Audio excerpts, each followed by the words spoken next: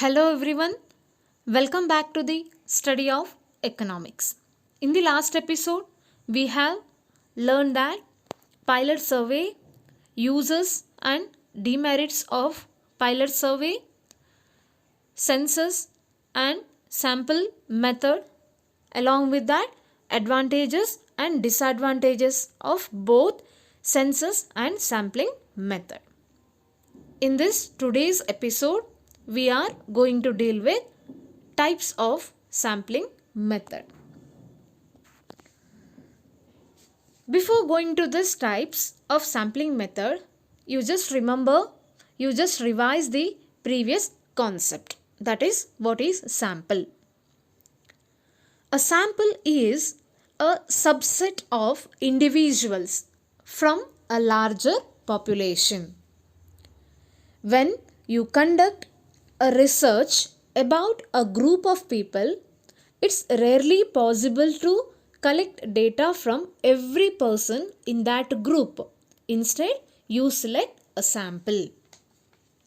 Thus, sample is the group of individuals who will actually participate in the research. In sampling method, there are two types. First one, random sampling or probability sampling. Second one, non-random sampling or non-probability sampling. These are the two types of sampling method. Dear students, remember that one is random sampling or probability sampling. Another one is non-random sampling or non-probability sampling. Then let me discuss about in detail regarding both the random sampling and non-random sampling.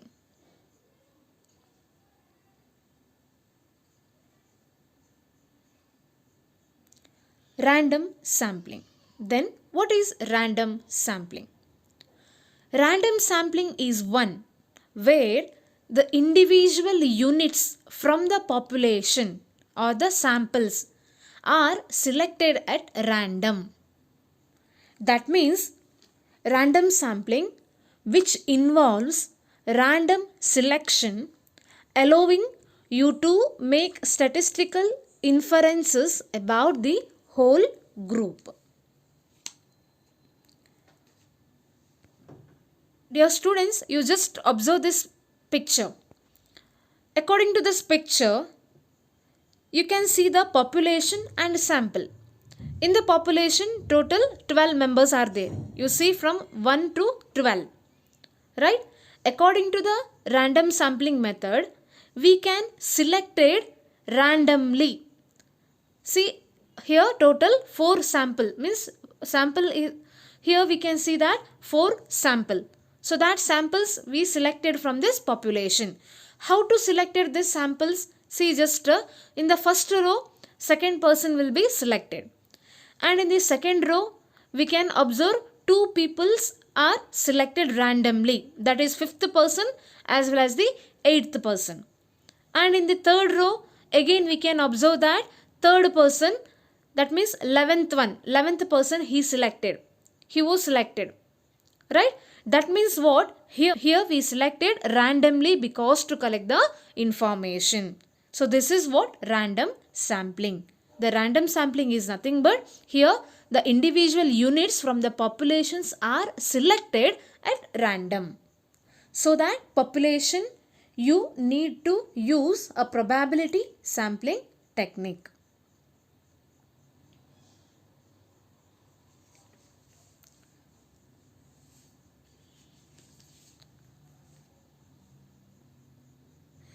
In the random sampling, every individual has an equal chance of being selected, and the individuals who are selected are just like the ones who are not selected. You just observed in that picture, right? In that whole population, we selected 4 people randomly. So this is one of the major feature of random sampling or probability sampling. That means here every individual has an equal opportunity or equal chance of being selected, and these individuals selected are just like the ones who are not selected. Thus, random sampling, it is also known as lottery method. This point you remember. So that is the reason random sampling we also known as lottery method.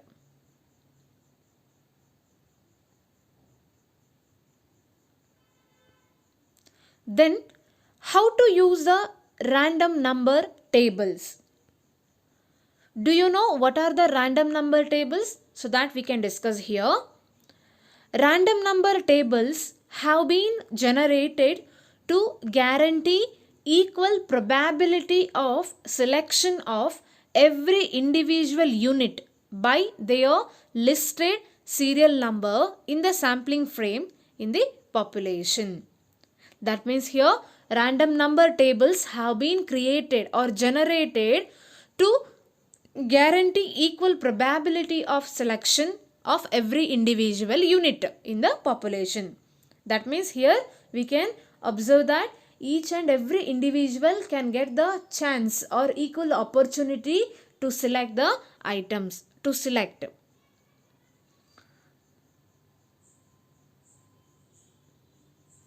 They are available either in a published form, they are available either in a published form or can be generated by using appropriate software packages. You can start using the table from anywhere, that is from any page or column, row or point.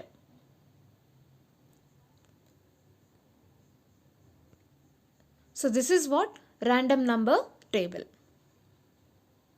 Next we'll discuss about the merits of random sampling. Then what are the merits or advantages of random sampling? First one, it offers a chance to perform data analysis that has less risk of carrying an error. That means here in the random sampling, here we selected individual units by randomly. As a result, here there is no leads to confusion. Thus, it has less risk of carrying any mistakes or error. Second one, there is an equal chance of selection. That means in a random sampling, there is no personal bias because selection of various items in the sample remains free from the influence of others. Thus here every individuals can get the equal chance of a selection. Third one, it requires less knowledge to complete the research. Under the random sampling method, here researcher can collect the information by systematically. In the population, he can select individual units by randomly, and this requires less knowledge to collect the information. And next one, it is the simplest form of data collection. Random sampling is a method of simplest form because here individual units are selected clearly as well as the precise way, that is random, that is in the random way. That's why here the result will be very accuracy, and accuracy can be assessed with the help of the magnitude of sampling errors. So these are the merits of random sampling. Then next we'll discuss about the demerits of random sampling. Then what are the demerits of random sampling? First one, expensive. Random sampling which leads to expensive, because here we need to meet the population and afterwards we need to make the selection one by one, thus which requires huge cost. Second one, requires more skill. In the random sampling techniques, here we need more skill because to make the selection process. Selection process will not be consist of a biased. That's why this process requires a proper skill. Third one, irrelevant items. Random sampling which leads to irrelevant items, because sampling frame may be difficult for a large or an infinite population. That's why this will lead problem in the data collection. And fourth one, unsuitable for small sampling. The random sampling method, it may not be reflect the true characteristics of the population of the sample is small. That means if the sample is small, then we cannot apply the method of a random sampling.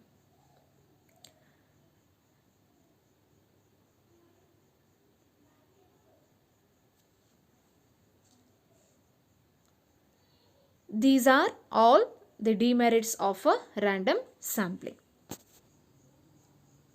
Next, we'll discuss about non-random sampling.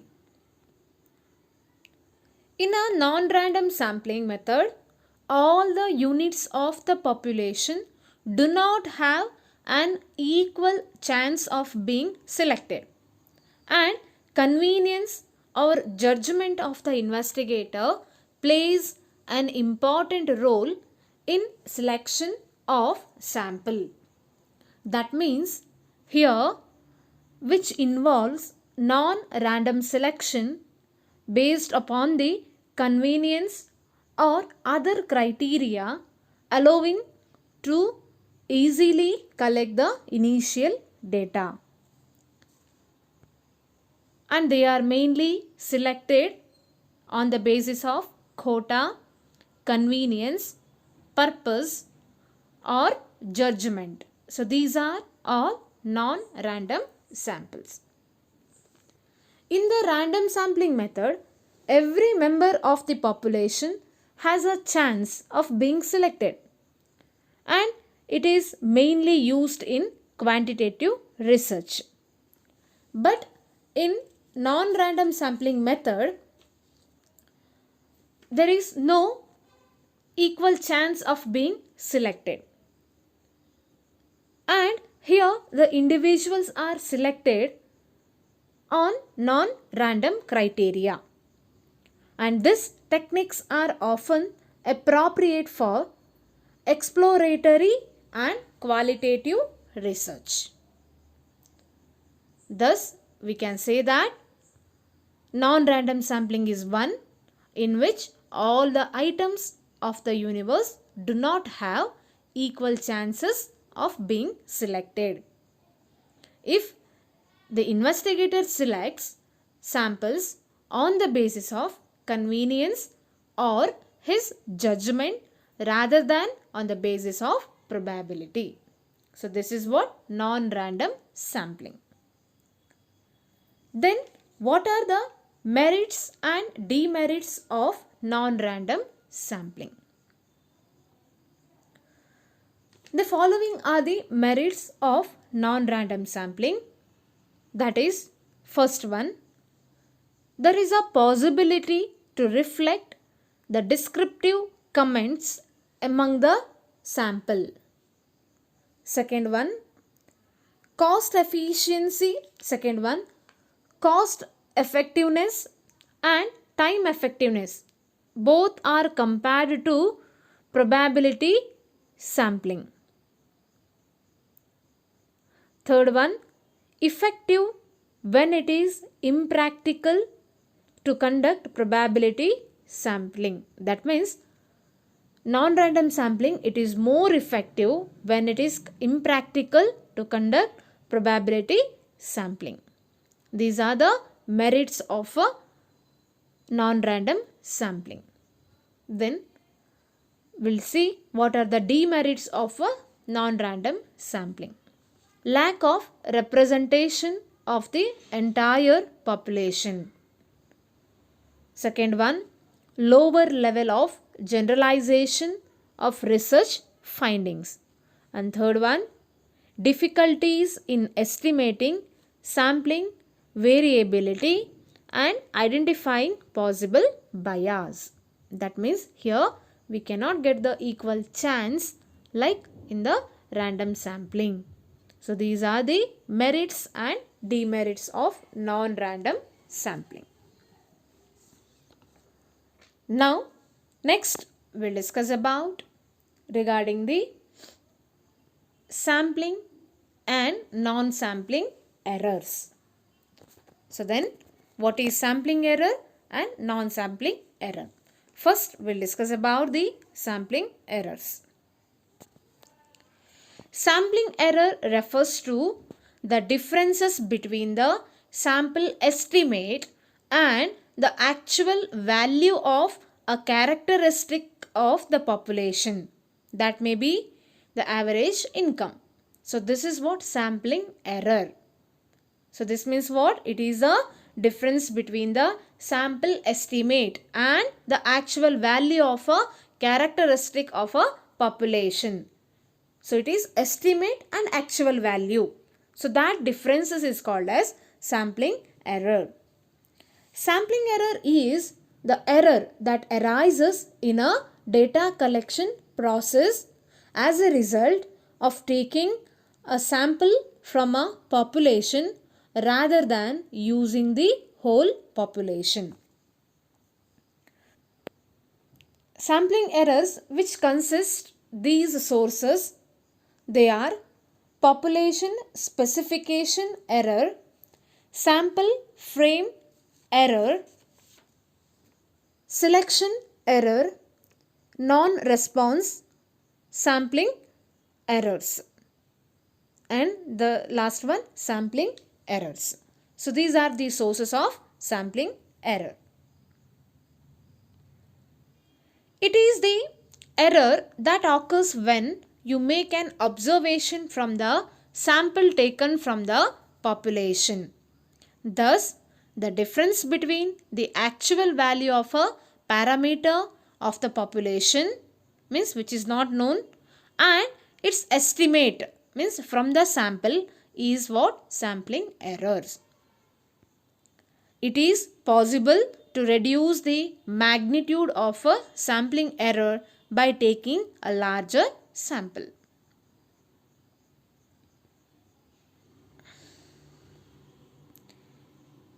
Now, let me see with the help of example regarding this sampling error. Consider a case of incomes of 5 farmers of Manipur.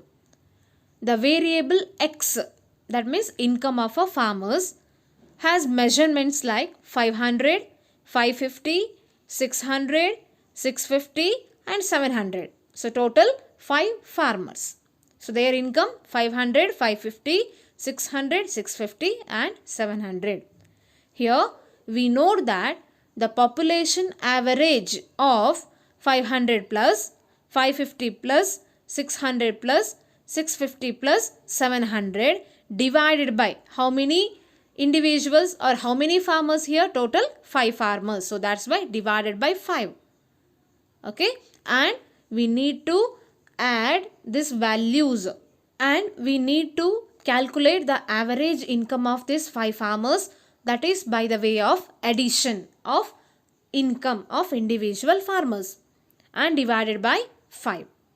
Total 3000 by 5, then we got 600. So this 600 is what? Average income of the farmers.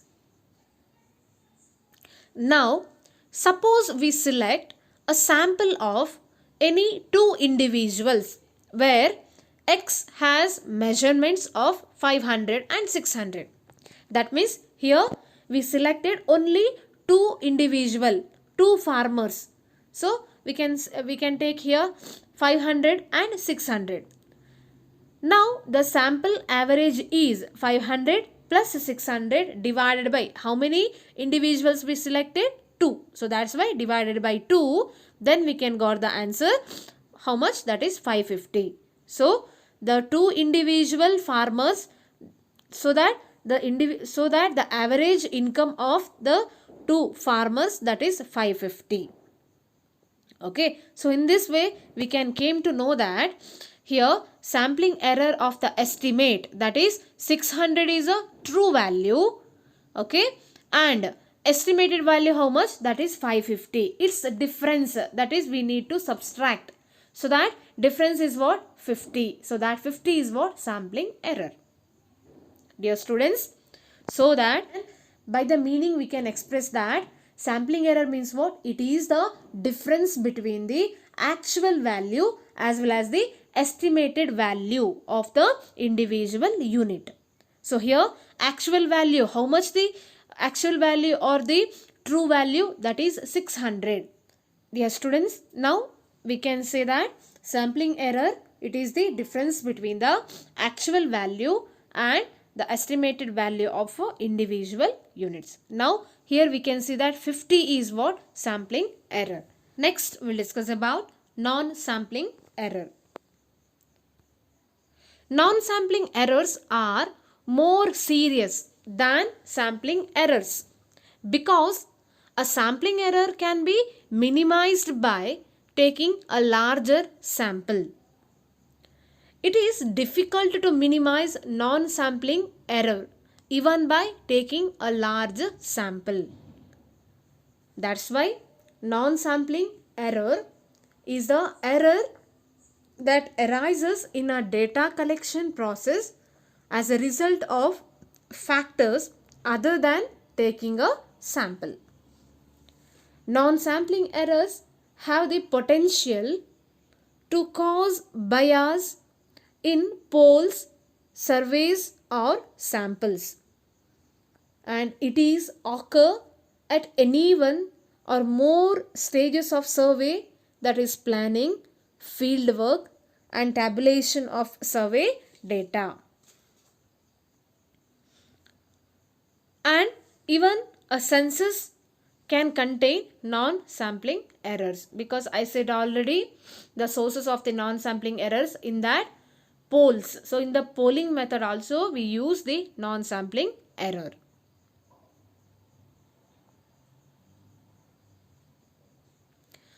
Then let me discuss what are the non-sampling errors. So some of the major non-sampling errors are: first one, errors in data acquisition. So where we can see the errors. So that is, this type of error arises from recording of incorrect responses. First instance, you see the instance, first one. Suppose the teacher asks the students to measure the length of the teacher's table in the classroom. The measurement by the students may differ. Definitely the measurement made by the students, it may be different. Why? Because the differences may occur due to differences in measuring tape, carelessness of the students, etc. So this is one case. So this is one case for what? Acquisition of errors in data collection. Second one, Second instance, similarly, suppose we want to collect data on prices of oranges. We know that prices vary from shop to shop and from market to market. Prices also vary according to the quality. Therefore, we can only consider the average prices. Third one instance. Recording mistakes can also take place as the enumerators or the respondents may commit errors in recording or transcripting the data. That means while conducting the research, the researcher, while he collects the data, it also happens some mistakes. If the respondents he cannot respond properly, then definitely it leads to a data errors. For example, he or she may record 13 instead of 31. So this is what minor errors can take place in the what data acquisition. So this is what errors in data acquisition. Second one, non-response errors. Non-response errors, so which occurs if an interviewer is unable to contact a person listed in the sample or a person from the sample refuses to respond. In this case, the sample observation may not be representative. That means non-response errors, this can occur when some respondents included in the sample do not respond properly. The key difference here is that the error comes from an absence of respondents instead of the collection of erroneous data. So this is what leads to errors for collecting the data. Third one, sampling bias. Sampling bias occurs when the sampling bias occurs when the sampling plan is such that some members of the target population could not possibly be included in the sample. And also this sampling bias results from not selecting a truly random sample which is representative of the larger population. These are all the non-sampling errors.